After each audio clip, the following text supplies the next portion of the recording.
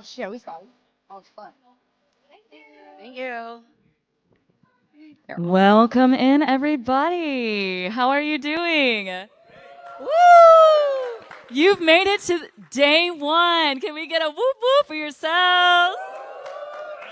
Wonderful. My name is Savannah Lowe, and this is Money Talks, Creator Cash Secrets. And give it up for this amazing panel. It is fully stacked. So you are in for a wonderful treat. We are going to go through introductions, monetization 101, taking it to the next level, and we will open up for questions at the end. So let's get started, everyone. We have the Amber. Will you introduce yourself, please? I would love to.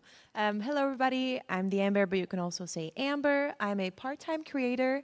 I do a mix of cozy gaming, but also co-working, so like productivity, content.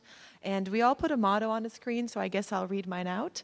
It's comparison destroys personality, because I have to tell myself all the time that if you compare yourself, you're not going to be yourself at the end of the day. So yeah, nice to meet you guys. Hello, my name is Trash. I'm from Sydney, Australia, so I've come a long way as well. I'm also a part-time creator, and I work full-time in retail. I'm a Twitch partner ambassador, and my motto isn't as serious, but it's just "Let's go lesbians." And yeah, welcome on in, everyone. Hi. Oh, is this on? Yes. Oh, you can hear me. Hi. My name is Ash Said Hi. I am a Twitch ambassador and one of the leaders for the Twitch Women's Guild. I've been streaming on Twitch since March of 2019. My pronouns are she, her. And my motto is there's no secret to success, only strategy, because, you know, I feel like we're always feeling like there's imposter syndrome going out there, but if you're consistent, you can really build some cool things. So I want to share that with y'all today.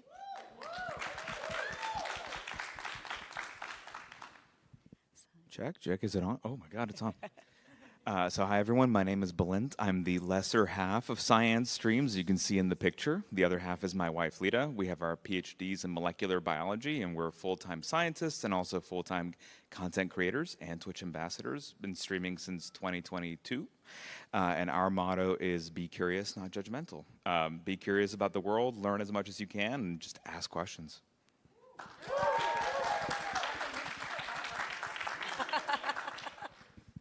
Hello, my name is Rosanna, and online I go by Rosannatxt because I'm a chatterbox, so I have a lot of text. I am a full-time creator as of this year, but prior to that I did about 3 years of content creation with a job next to it. I'm also a Twitch ambassador, and I do mostly cozy gaming and co-working streams with a sprinkle of IRL here and there if I have the time and energy for it. And my motto is self-care is sexy, so you better all be practicing it because y'all are hella sexy. Thank you all so much, and I'm Savannah Lowe. You can call me Sav. I am a full-time creator, vocalist, and mother. I'm a Twitch partner in Twitch Women's Guild, community building mentor, and I am the wholesome singing Soulsborne streamer. My motto is community empowers, uplifts, and inspires one another. Woo! An important note, this session is for information purposes only, and it's not for business, financial, or legal advice. Every situation is unique, and the best decisions come from consulting with qualified professionals who understand your specific context. We're here to spark ideas and conversation, not to sign off on your business strategy. Use your judgment, do your homework, and when in doubt, ask an expert. All right.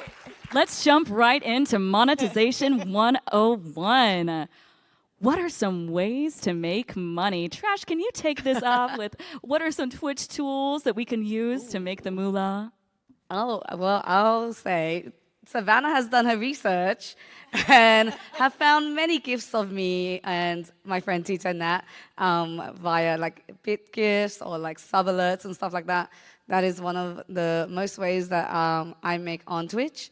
And then there's also other things as well, such as like PayPal or like through donations, through what's the other one that's not PayPal? Ko-fi, yes. Yeah, there's so many ways to make money on Twitch. I have like a few avenues, but my main one will be Twitch, and then from donations, and then through my work outside of Twitch as well. Yeah. How did you decide your bit alerts and what to put with what money there?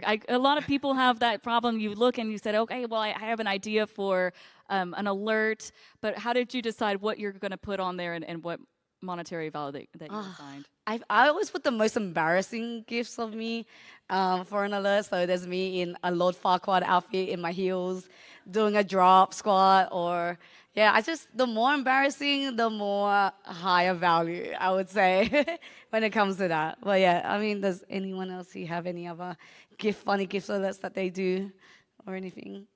Yeah, I think. Oh, go ahead. No, please go. I've been talking enough today.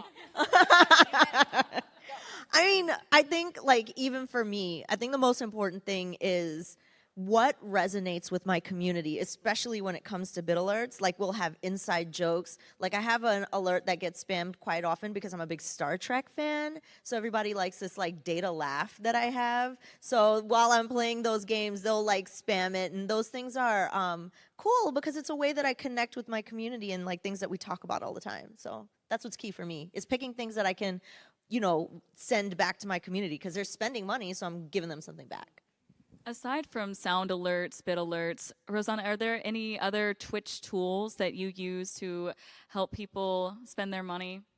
So for me, a really big one is emotes. I made sure that my emotes are very unique and that there are a couple of ones I let my community like co-decide which ones they want, which ones they think they'll use a lot and where they should go, so on which tier of the subs. And my emote designer is my sister, who's also involved in my community, so it makes people like really love the emotes and therefore they want to subscribe as well to almost like be able to use those everywhere. So it's like they're supporting the emotes, not me. I love that. And do we have any special ways to make money from science and the team over here?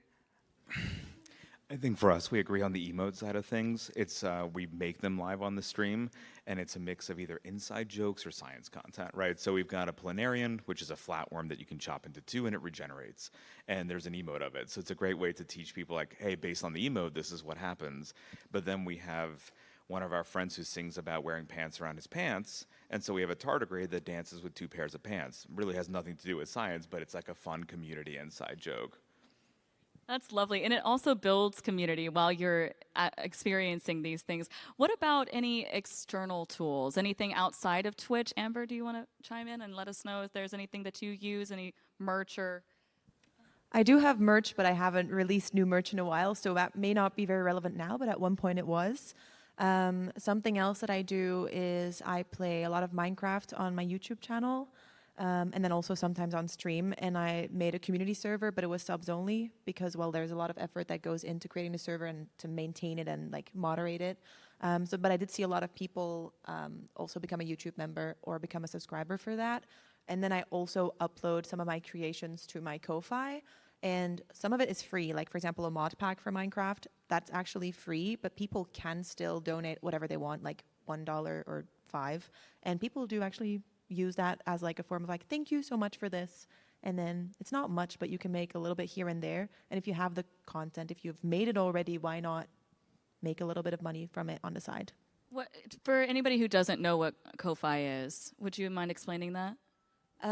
Ko-fi is, I think it kind of started as like more of a donation platform where people could buy you a coffee.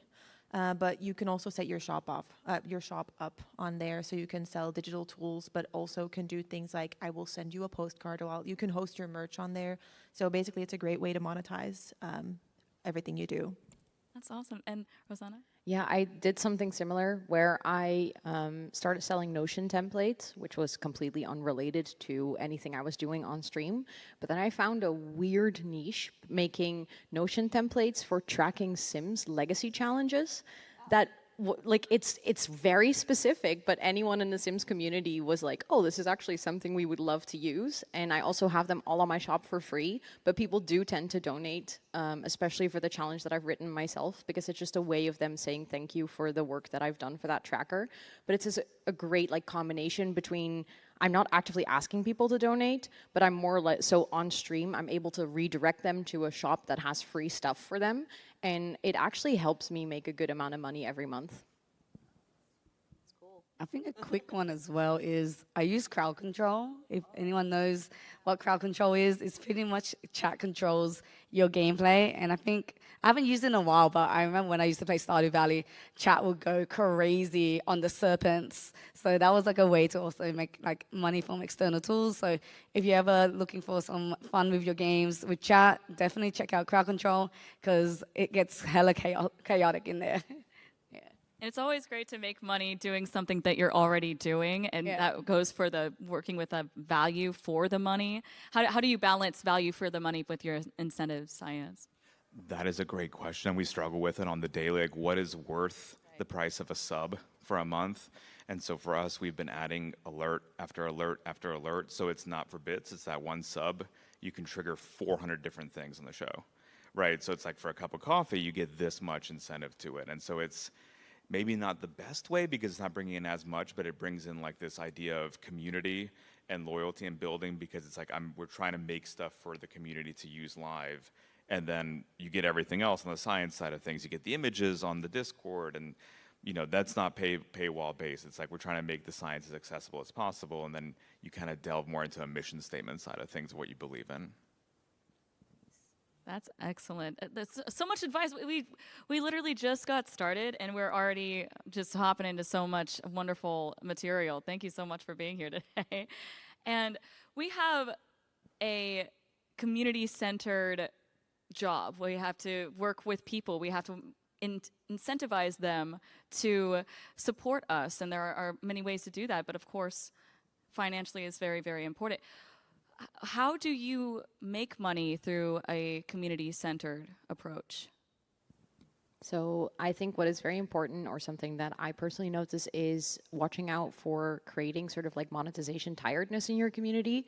So I guess all of us creators struggle with the fact that it's a hard industry to make money. It's a hard industry to do full time and make a living out of it. So trying to balance it out by not just relying on people subscribing to your Twitch or just relying on always people donating high amounts of bits, but trying to balance it out with maybe potentially doing a sponsorship or having other means of income like a YouTube channel, where that way your community is not the sole provider of your income. It takes off a lot of stress from your Twitch streams itself, but it also makes your community way less like felt as if they're only there to make you money, but they're really there to just hang out with you and vibe. And if they want to support you, that is greatly appreciated. That's an excellent point. How do you foster that attitude? How do you make sure that they feel appreciated and want to be a part of that support? Ash. Oh, me? Oh. I think it's important when I have conversations with my community to let them know that their direct support allows me to continue doing what I'm doing, right? And I think that a good way to do that is to work on maybe incentives or milestones or fun activities together. Like, hey, chat, if we get, 400 subs, I get to make a new emote. I get to commission a new emote. Don't you want to be a part of that fun? Like, wouldn't that be cool? It's kind of like connecting with them and showing how they directly impact. And it's like a give and a take, right? So they're giving this stuff to me, but then I'm providing, this third space for them. And, we have all these, jokes together. And I think, it's important to always have that community-centered approach and just talk to them. What do you like to see? Hey, if we get like 50 subs, maybe I'll play Battletoads. No, that's not enough subs. Don't play Battletoads for 50 subs. But yeah, that's how I think about it. Can I add to that something? Because I think the other way around, where you don't want to create like monetization tiredness from your community, I think it's also really good to keep your own boundaries in place. I noticed that I tend to overcommit because I'm like, oh, I have to give people value for the fact that they decide to subscribe or tier bits or like just even spend their time in my stream. And I've also come to the realization a lot of people keep telling me like, no, but we want to subscribe because we appreciate the content you already make. So you don't always have to come up with new incentives or like big next things to do because they appreciate what you're doing right now and they want to support that already. So I think like find a balance for yourself there where you don't overtire yourself either. Yeah, I think that's a good point too, because sometimes just reminding people is enough. And when we're playing games and you know, doing all of the things that we do during our show, we just forget that one simple point. Just reminding people can be enough. Like and subscribe. Yeah, it works. Right, and Trash brought up, you know, whenever you're using crowd control, you're already streaming. You're already going to be making this content. You know, this is another thing that you can add, which is a way for you to make money, a way for your community to interact with your stream, cause all sorts of chaos. If you're not familiar with crowd control, if you're playing Elden Ring, they can make your character invisible. You know, there's all sorts of funny antics that you can have, and viewers love to be involved. That's what makes live streaming so special. What are some ways that whenever you are live, you can use Twitch tools or external tools to make money with your community? Sav asking the good questions. Big question. I think ways that you can do that, like you said, crowd control and all that kind of stuff, but I think letting them decide things, right? Letting them make decisions for you. Hey, you know, maybe we work on a list of games and y'all tell me, like, what is it that y'all want to see? Like, that's how I would think of it. Or for us, it'll be something like what you're interested in learning about. So, for example, we had a community member wanted to learn about wasp brains. Sent me a pack of hornets. They were preserved. They're not alive. It's okay. Wow. And so we did the live dissections on the stream. We looked at the brain. We looked at the organs. We talked all about it and spent 4 hours learning about how that works. And that's independent of a sub. That's independent of a bit. That's just what are you interested in learning about that is also in our wheelhouse of expertise. And that's how we like to think about tailoring what the audience is interested in. Or if we bring on a guest, what do you want to learn about? Someone's like, I really want to learn about spider vision. Okay, I know an expert. Let's bring him on. And so that's a little bit of that interaction for us. Very different from the gaming side of things, but the principle of that community connection is the same regardless of the content. Yeah. Rosanna? Yeah, I think something that I personally, streams that I love to watch are ASMR streams. And I think ASMR streams are very interesting to learn from because a lot of it is viewer based. Most ASMR artists work with like, I'll do a trigger if you redeem something through a channel point. But there's also a very popular thing in ASMR is doing name traces. So like saying your name or like tapping on something or like requesting a custom trigger. And it's something that I think for me, it was very interesting to look at how other niches compared to your own monetize and learn from that because they are like, oh, name traces is a popular one. If you subscribe, you get a free name trace. You don't have to spend channel points on it. And it's a great incentive for people to want to subscribe because they get like a little special moment. And I think that's why it made me think of when you said, what do people want to know? Is figuring out, even by watching other creators do things, how can you take sort of that concept and implement it into whatever you're doing on your stream? I have a fun one that you also do. We have this thing which is like a subscriber board. So every single month, every person who subscribes or who gifts subs gets put on like this visual, and then at the end of the month or like the start of the new month, we make a post on our Discord to thank them, but also to share some other like things that happened in the past month. So like a little recap of the month, and then in there, like people can actually see their name on the board and the badge that they have for this month next to it, or like the amount of gifted subs they had. And I noticed people really like being on. I mean, I call it the cupboard because my name's Amber, so it's a cup like that. Like it's kind of branded a little bit, and I feel like people really enjoy these little personalized things with their own name and something that's a bit more unique. I was gonna add to that as well. Yeah, I remember when I used to do subathons, maybe like a few years ago. I would make shirts of all the subscribers, and then as well as say, for example, Minecraft, or if I'm playing like a building game, for every sub I get, I'll add them into the game. And I think this is like a very nice way to like just have like that community as well, and they love being a part of it. So that's like another special way that I kind of use sub incentives. And yeah, it's a cute way.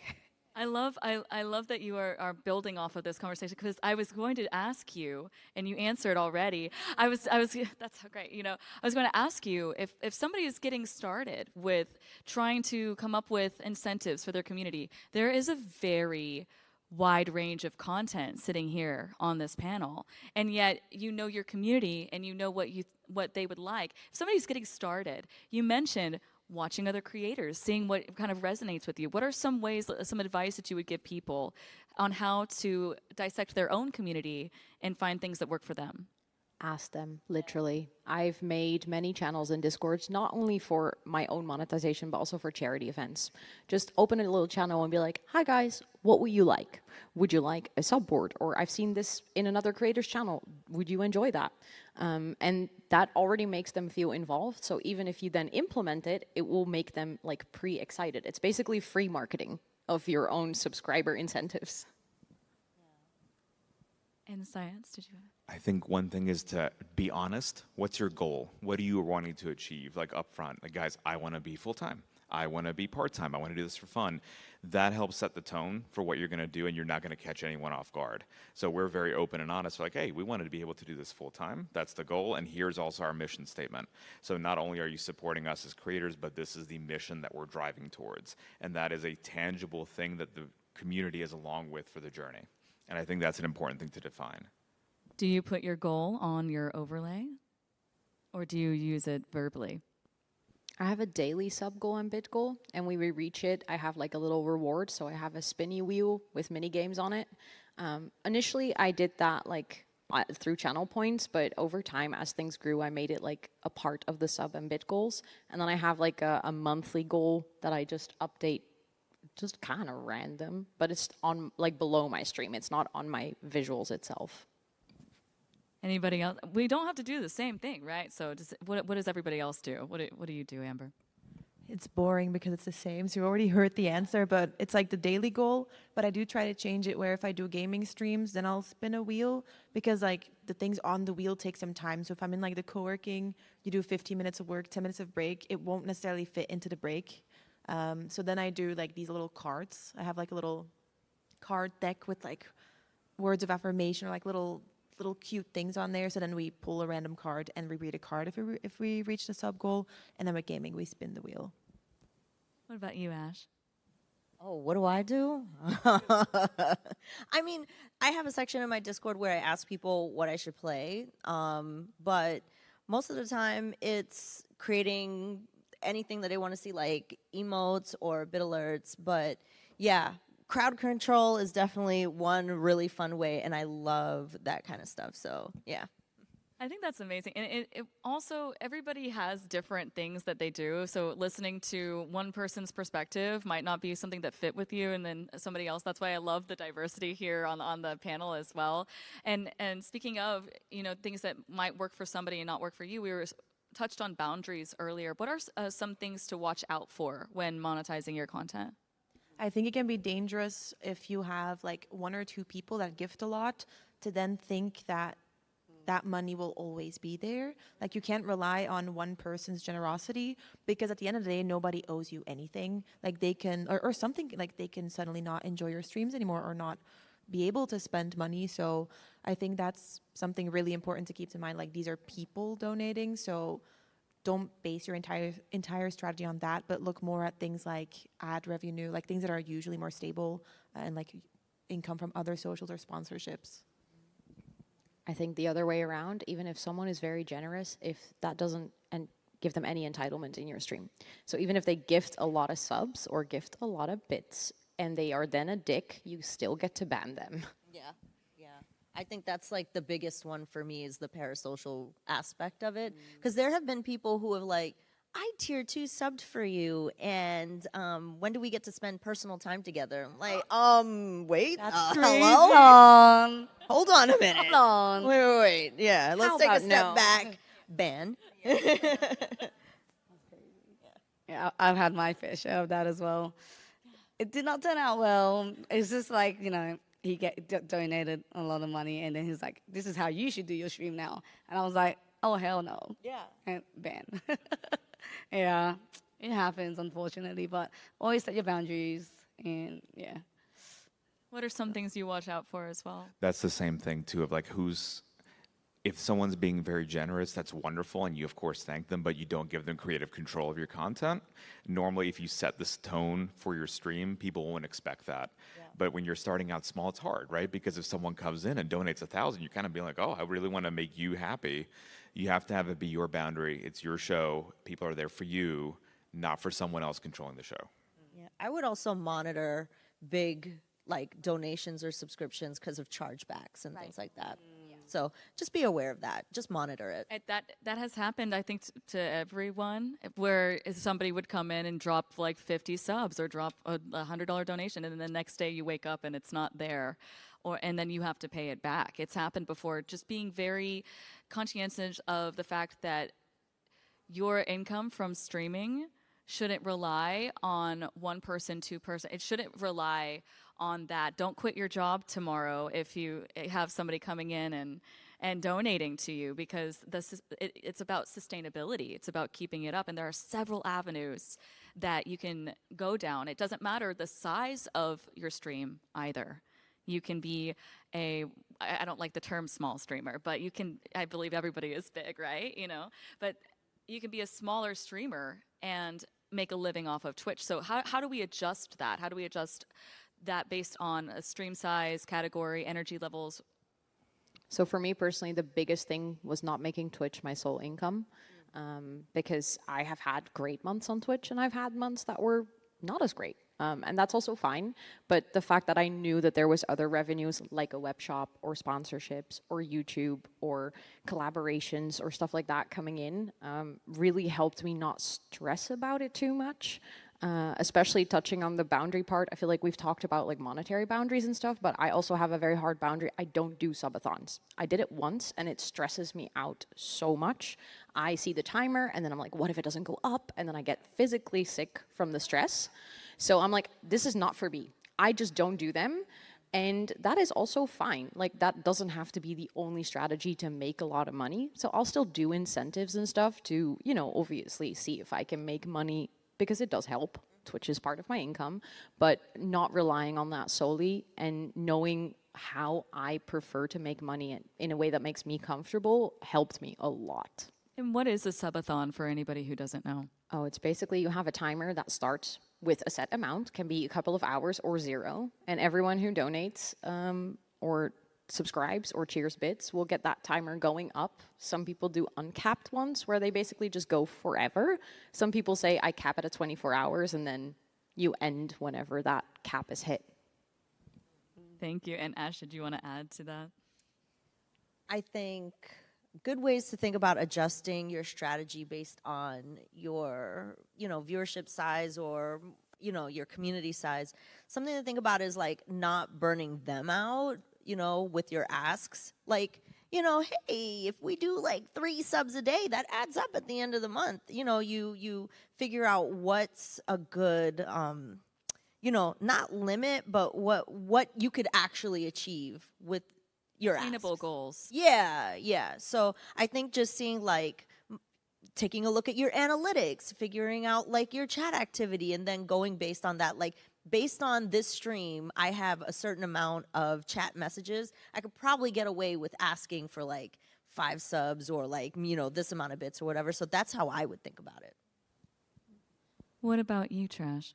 How would you adjust based on your stream size? Or maybe you're streaming in a different category than you normally stream, because you stream a lot of different Yeah, I do a whole bunch. I think for me, it's so different because I have a full-time job outside of Twitch. So that keeps me, so I never think about monetization on Twitch at all. So it's like a very different strategy for me, because I never think about ways to make money fully, because like I was just like, if you give subs, I'm so happy, like it's very generous. I never think about like I have to do this or like I have to do that, because I have that full-time job that keeps me like leveled. So then it's so different because everyone's like a different content creator here.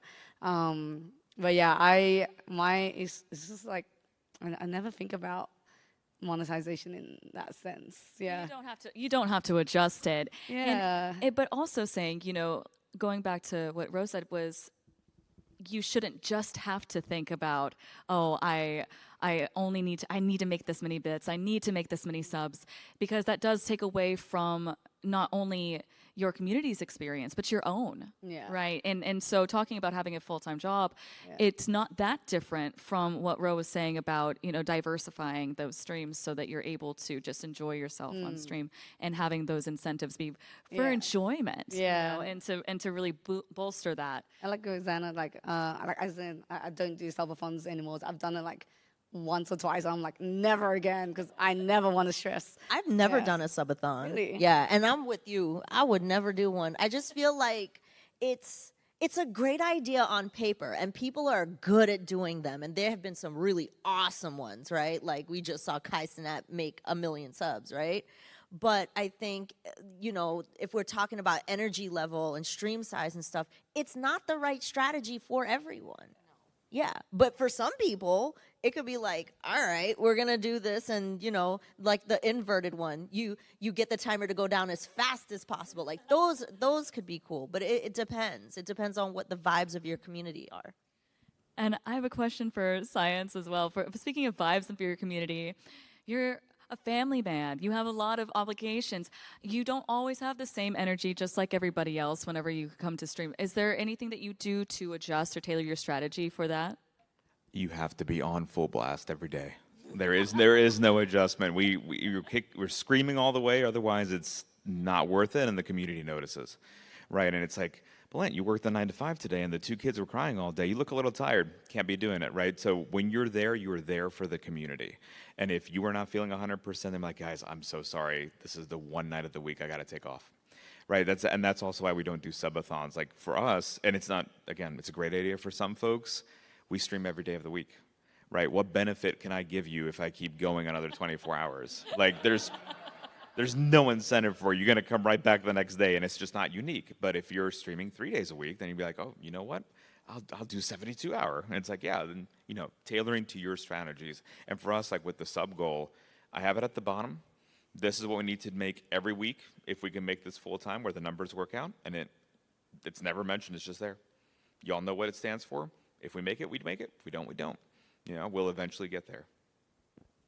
I love that. Great answers. Everybody is so different. And the fact that you're tailoring it by saying, I'm not going to make it today. Having that boundary, and goes back to the value for the money, right? You're giving a valuable experience because you know that if I just push through just to try to show up, that's not a valuable experience for anyone. So moving forward, we would love to talk about the different income streams. We touched on it just lightly. Amber, you're talking about your YouTube experience. Would you like to share with us about diversifying your income through other platforms? Yeah, I feel like maybe not for everybody, but for most people, like it's going to be the only way, because you don't want to rely on one platform, because what if that platform suddenly closes down? Like you never know what the worst cases can be. So I really try to focus on both YouTube and Twitch. And you do oftentimes see like really core community members that can afford to would oftentimes like do a paid subscription on both of your channels. Something I've been enjoying doing is doing really long videos on YouTube. Like I play Minecraft, and I do like, they call it long plays. Some people do like 12 hours, but mine are usually like 3 to 4 hours, and it's just literally you playing and commentating. It's like a stream in a way, but then not with a chat. And those are also really good ways to make money, because long videos, like the average watch time would then be like an hour. And then if like, let's say 10,000 people watch the video for an hour, then that brings in a lot of income. And then that takes away the stress of like, oh, I'm streaming, and if I don't get X amount of subs, and then I stream that many hours, and then, like you don't want to think about it too much, because at the end of the day, I'm not streaming or making content for the money. And I feel like if you have that mindset, your community will know, and then it feels very inauthentic. So I try to find ways to make money that takes the pressure off the people watching it. So like when I do co-working streams, those are long, those are like 6-7 hours. People oftentimes subscribe because they don't want to be interrupted by the ads, But that's not because I'm telling them like, oh, you have to subscribe to see this. No, they just want to for support, and then you show that you're grateful, and then it also makes their experience better. Excellent answer. And Rosanna, did you want to touch on different income streams for us?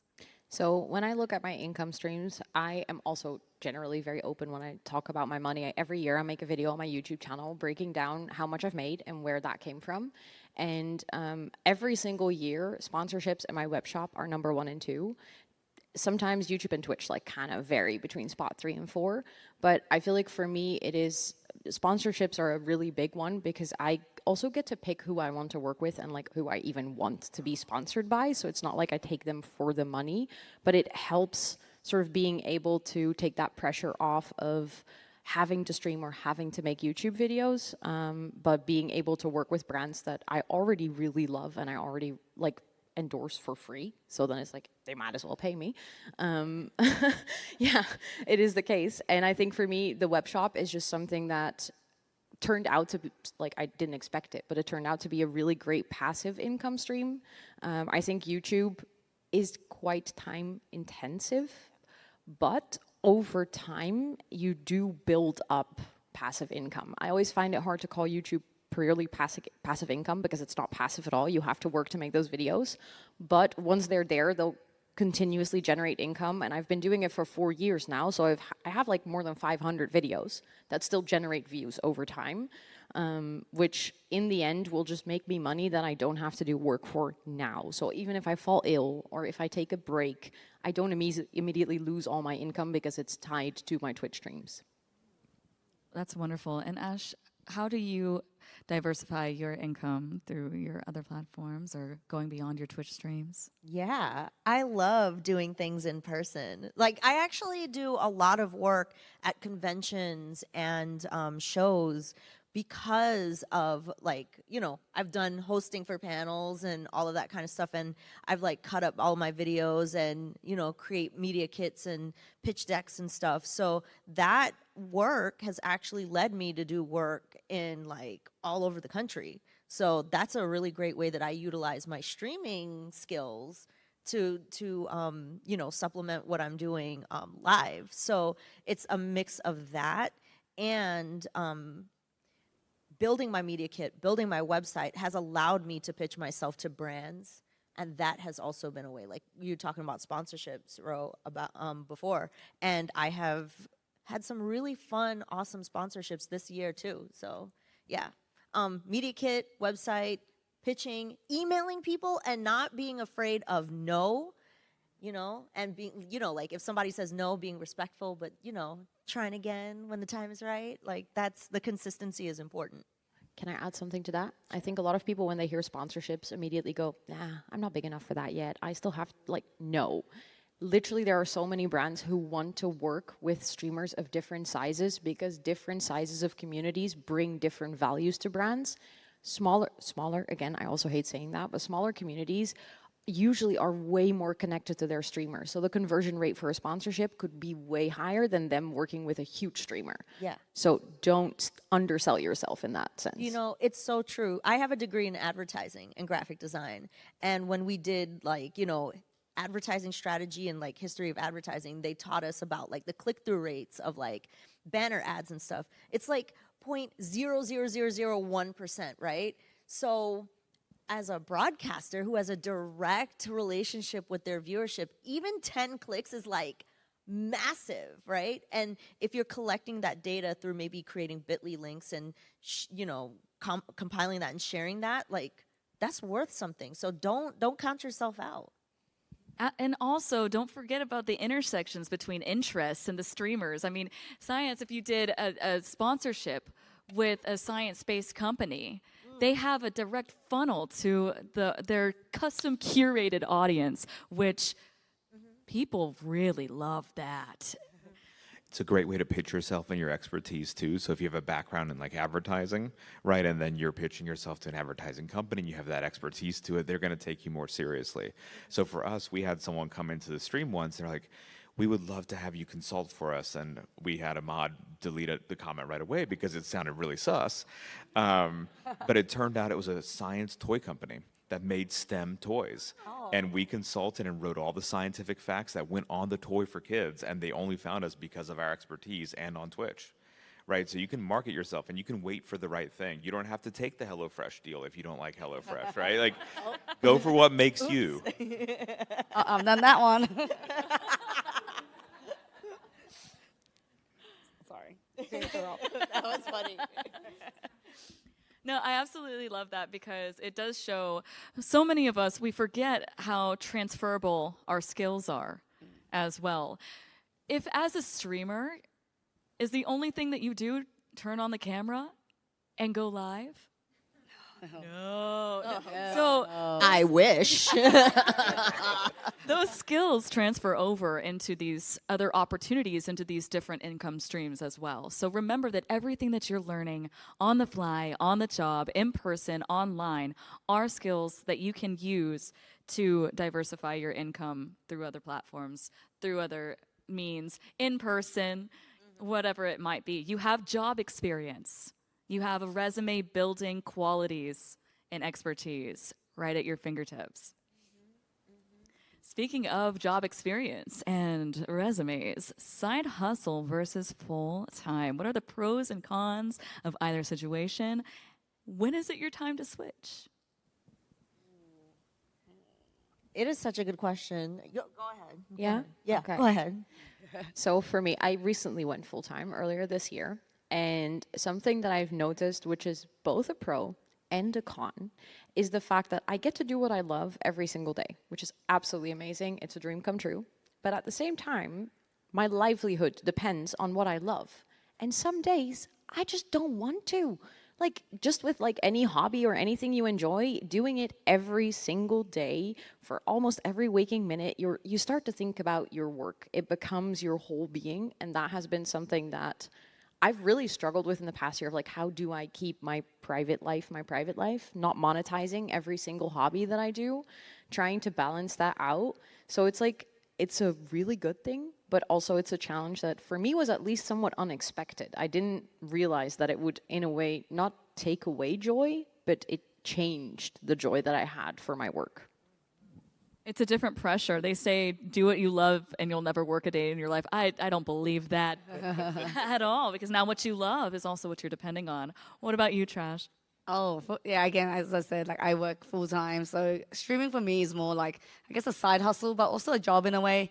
But I do struggle in terms of creating content, like pretty much every day. I try to stream 3-4 days a week, but even on Twitch and on TikTok, and then on top of that, and editing and doing all that in my nighttime. So that's like my 5 to 9, and then my 9 to 5 is working in retail.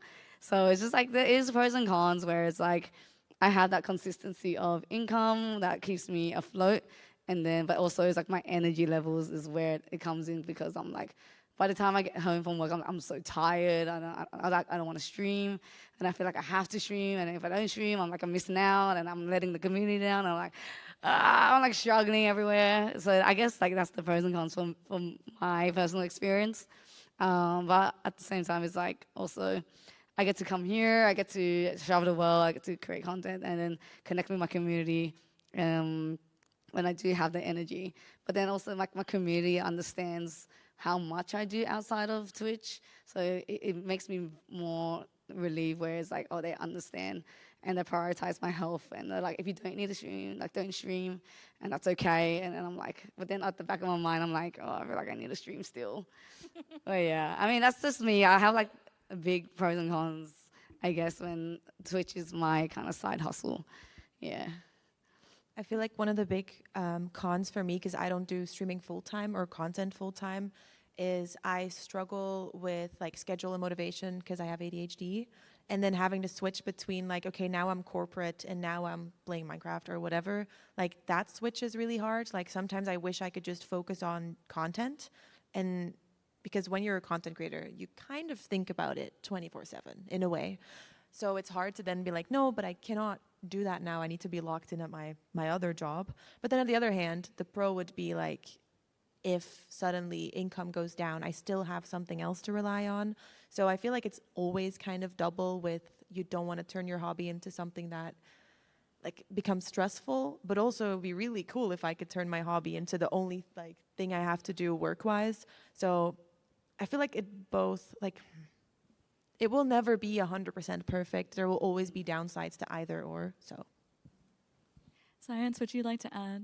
Yeah, for us, it's this almost this weird moral obligation that both Lita and I feel, that when we were trained as scientists, it's our obligation to help convey the information in scientific papers, make science accessible, and make it accessible to everyone, right? And so it's this, I almost have an axe to grind, right? Because I had a mentor, you know, she's a big scientist, and she's like, you know, public can't understand this kind of stuff. I'm like, you take that back. And so it's this like personal mission at this point to be like, I was in the place of privilege to be in graduate school, to get this degree, to publish scientific papers. Everyone should have access to this, and that's what like really keeps me going. And it's a pro on multiple levels for that reason, because it's what I love doing, but then it also feels in my heart that this is what I should be doing, right? So it's again that back to that mission statement of making that difference.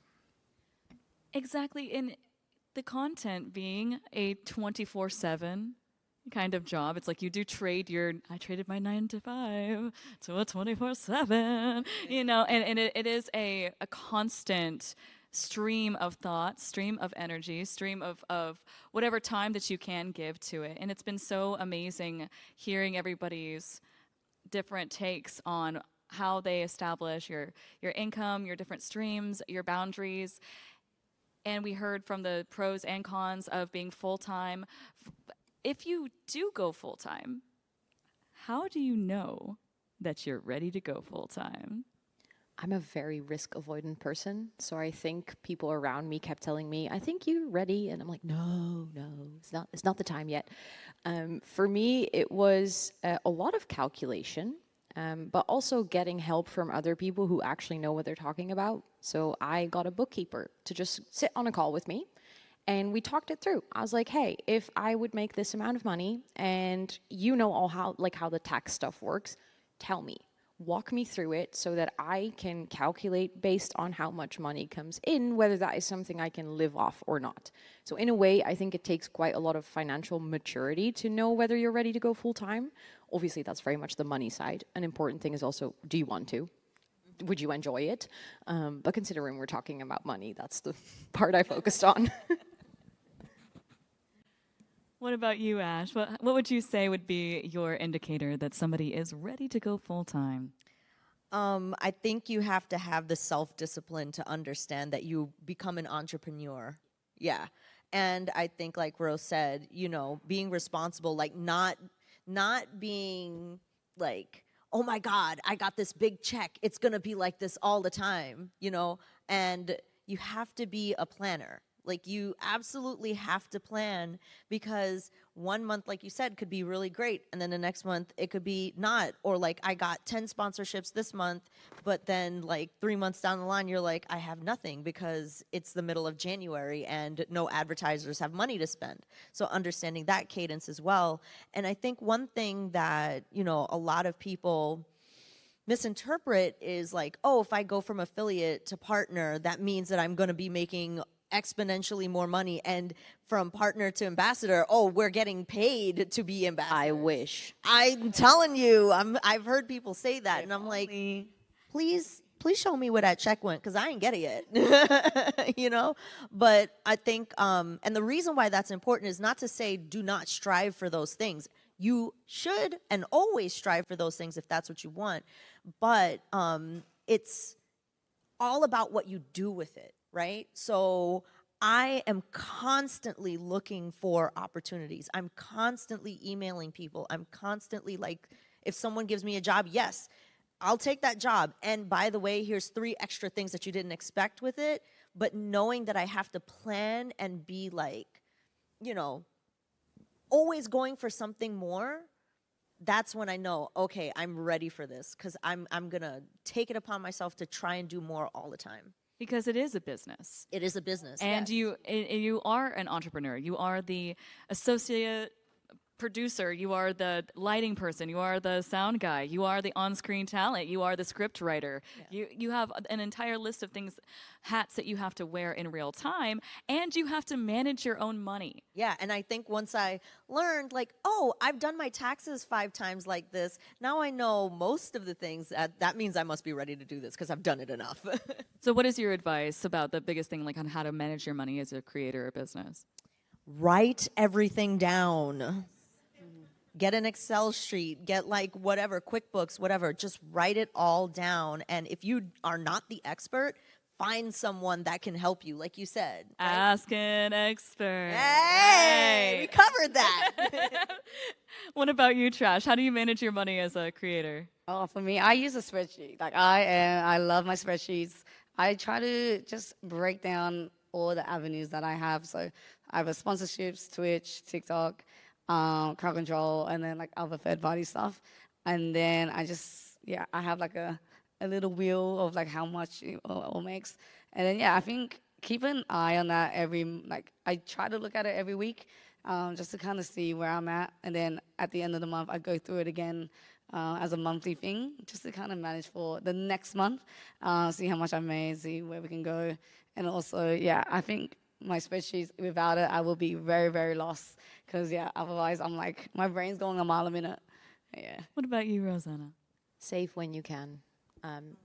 Like we've talked about it many times, I think it's one of the most fluctuating incomes you'll ever see, especially if I compare it to, I have other friends, they're entrepreneurs, they're like consultants or anything, and they just sign a contract for 6 months and then that company will pay them for 6 months for a set amount.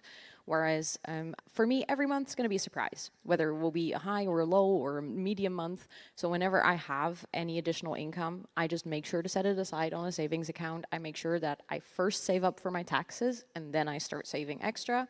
I start saving for things like events and stuff like this, being able to travel here all across the world, making sure that those things are accounted for when the money is available, so that when there is a month where I can just cover my expenses, that is also fine. Thank you so much. That's such good information, because we often think about the creator economy as this big booming way to just get rich, and it's really important to know that there are hills, there are values, and also you're not defined by the amount of money that you make as a creator, right? We have all different scopes of sizes of community, but again, just like the numbers on your metrics, that doesn't define the value that you bring to the platform. Speaking of the value that you bring, if you have questions for these amazing panelists, we have a microphone set up right there in the middle of the aisle. Am I imagining things? I think this room, you might have to walk around. Was that somebody's? Oh, those are your ears. I'm so sorry.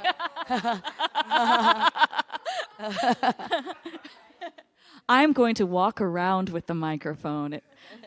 And just a quick reminder, let's please keep the topic and also limit it to 1 question per person. Where are you? Ah, I saw you. I have little legs. Hello, I have a question about taxes. So I go to a tax meeting at TwitchCon every year if I can, and I always have problems figuring out my taxes from Twitch. And CPAs have zero idea what I'm talking about. It's so frustrating. This year, I actually owe money to the IRS. I owe like thousands of dollars. It kind of screwed me over. My tax guy was like, oh, this is normal. I'm like, this can't be normal. Like, what am I doing wrong? And no one knows how to help me. Yeah, so first of all, not a tax expert, disclaimer. But what I would suggest, if you make most of your funds from Twitch, start doing your taxes quarterly. That will help you allocate money, and then there's not such a big disparity at what you owe, come April or whenever tax season is. I don't know if you're from here, but yeah, that's what I would definitely suggest start doing them quarterly, and keeping every receipt, writing everything down, because like writing things off and expensing things, like that can change your tax bracket and can also impact other things, like if you want to buy a home or get loans or whatever. So yeah, got to pay attention to all of that. Obviously, I don't know much, very big disclaimer about the American tax system because I'm not from the States. But something that I've definitely noticed is if you do get professional help, if they don't know the answer, you're paying them to know the answer. Let them go call whichever tax agency is relevant wherever you live. Have them find out the answers because that's what you're paying them for. That can sometimes be rough because you have to really stand your ground, but you are allowed to ask that question again and again until you have the information you need. And there are creative specific tax experts. People who only work with creators and music businesses and things like that. And those are great to seek out. So they do know what they're talking about because it's really complicated. And I had a question. So my question revolves around the idea of what I've always called the gift sub bubble. In special streams, birthday stream, I get a lot of gift subs. But I know 30 to 40 of those are a bubble that are going to burst and disappear in a month. Is there any strategy y'all implement to turn any gift subs into a recurring sub? That's a good question. I think the problem too is sometimes when people gift subs, it's like it could be to accounts that don't watch your channel consistently. So it's like, how do you even solve for that? You know, I got that same question too. That's a good question. Yeah, that's a good question. We need to find Mike Minton and ask him. Like, you know what I'm saying? Yeah. No, but I think reminders too could also probably help. I think one of the good things is you now have like the Partner Plus point system where they don't count gift subs and they don't count Prime subs in that. And I talk about I would like to reach the 300 because then you get a 70-30 split, and then being open about gift subs don't count. And some people have turned their gifted sub into a real sub, or they're like they would just prime to somebody else and then spend that money on me. So if you, I'm a very big fan of being really open with my community. So, I mean, if you get a ton of gift subs for an event, obviously they will drop off, like it sucks, but there's not that much you can do. But just talking about stuff like that can help maybe a little bit. And the partner, sorry to add it to this, but that is actually open to affiliates as well. So it's a misnomer. Just remember that it's called that, but it's open to everybody. You had a question. Hi, my question is mostly for US-based streamers. Do you have a specific business structure that you use, like LLC? I understand, not actual advice. I'm just curious. LLC, sole prop, Inc. What do you do? For us, it will be going after the LLC level, but we're going to be going after it once you eventually calculated how much everything's going to cost, and then is it worth investing in, right? So like, what's the threshold that you're hitting at? Is it going to be worth going into the LLC? But that's at the end of the day what's going to protect you, and that's what we're striving for too. But it's more very much a threshold argument, at least for us. And again, not an expert. I shouldn't have gone away.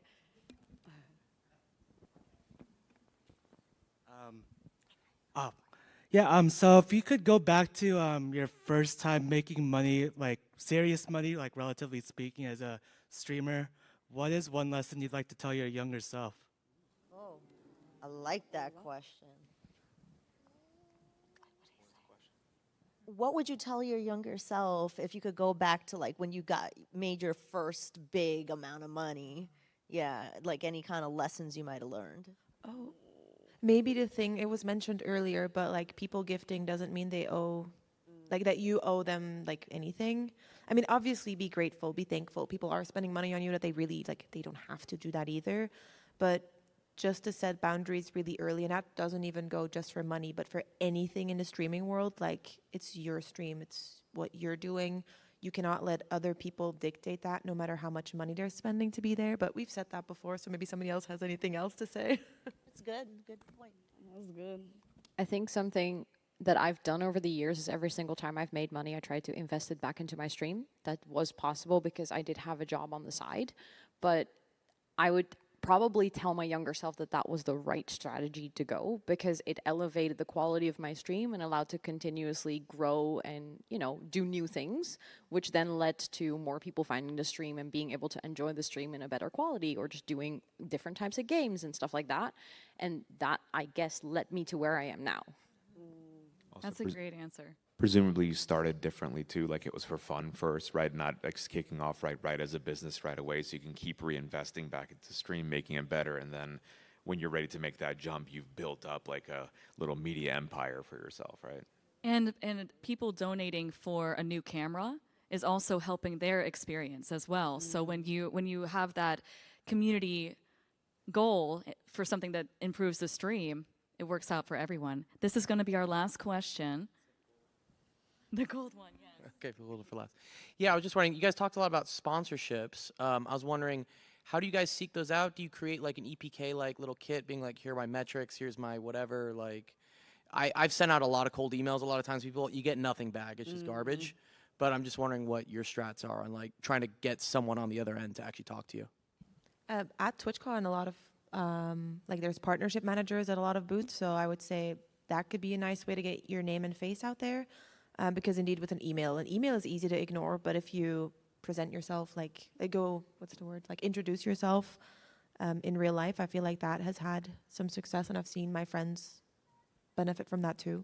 Yeah, I was gonna say, I think TwitchCon and conventions in general, for example, PAX, DreamHack as well, there's always gonna be partnership managers around. Like for example, last year TwitchCon, the Elgato booth, I was able to talk to the guys there, which landed me the Elgato partnership the year after. So I think just a lot of networking, a lot of just like scouting out who's around, just like kind of chat to whoever's at the booth, that helps a lot. And always have like a QR code ready, or like your media kit ready, of like your details to share as well.